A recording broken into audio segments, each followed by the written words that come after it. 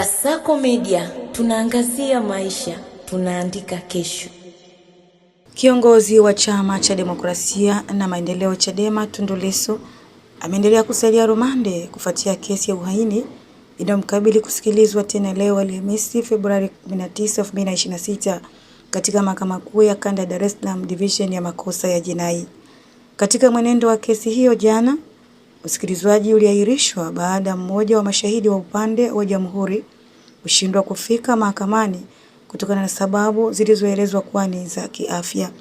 Hali hiyo ilisababisha upande wa mshtaka kuomba muda zaidi ili kuandaa ushahidi wao na kuleta ushahidi mwingine.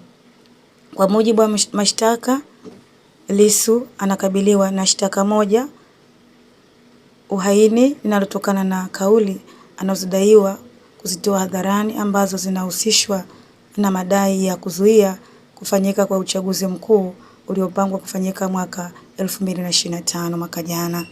Kesi hiyo inaendelea kuvutia hisia za wananchi, huku wadau mbalimbali wakifuatiwa na ukaribu wa mwenendo wake, ikizingatiwa uzito wa shtaka hilo pamoja na nafasi ya kisiasa anayoshikilia mshtakiwa.